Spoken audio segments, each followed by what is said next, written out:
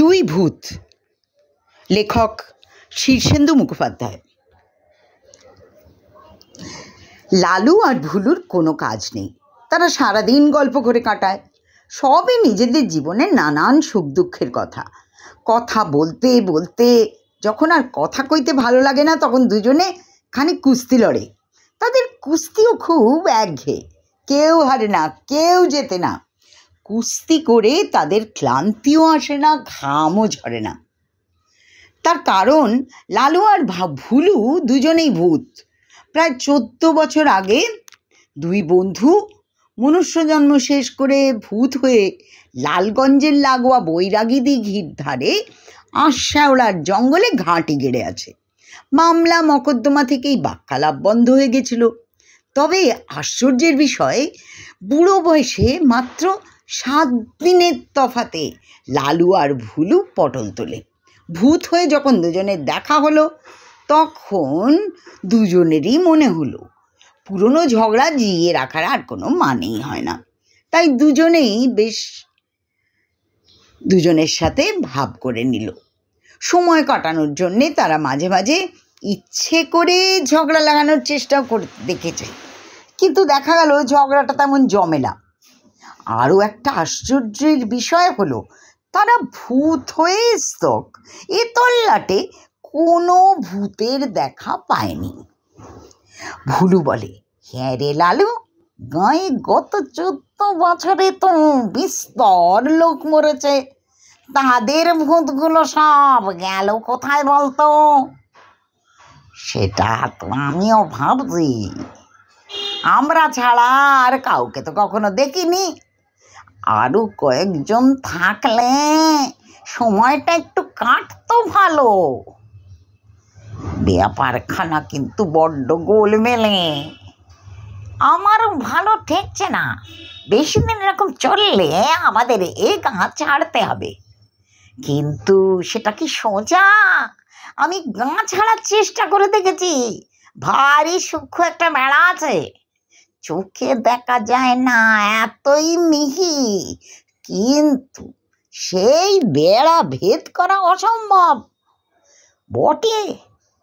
এ তো ভারী অন্যায় কথা। আমরা কি সব জেলখানার কয়দিন একই রে? মনে হয় এক জায়গার ভূত অন্য জায়গায় গেলে হিসেবের গোলমাল হবে, তাই যমরাজা বেড়া দিয়ে রেখেছে। তা লক্ষ্মী যমরাজাটাই বা কোথায়? আজ অব্দি তার দেখাটি পেলুম না।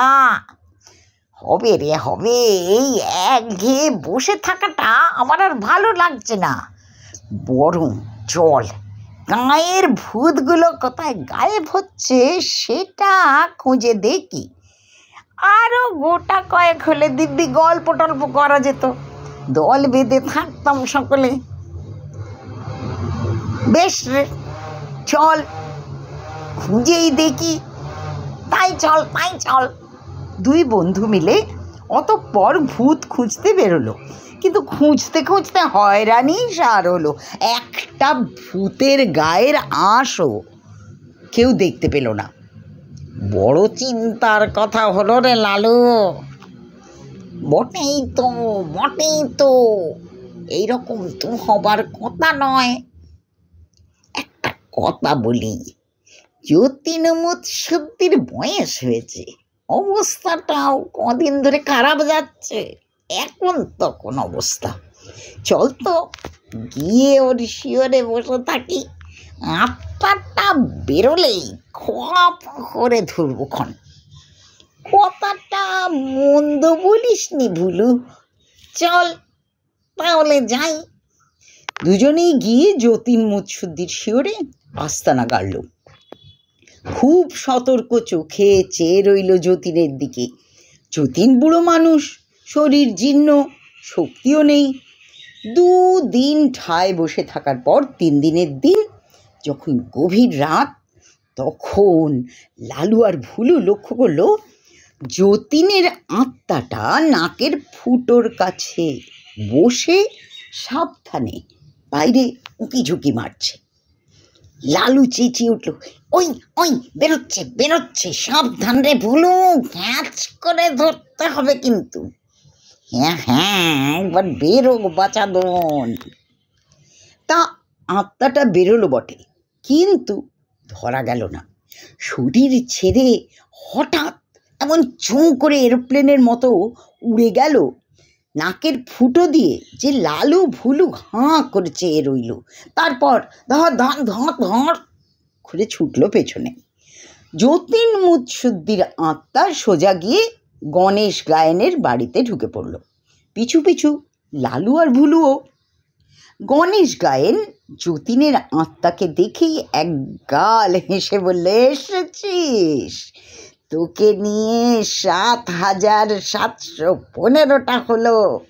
দাঁড়া দাঁড়া যতীন দাঁড়া, তোর শিশিটা বের করি, মলম টলম ভরে একদম রেডি করে রেখেছি।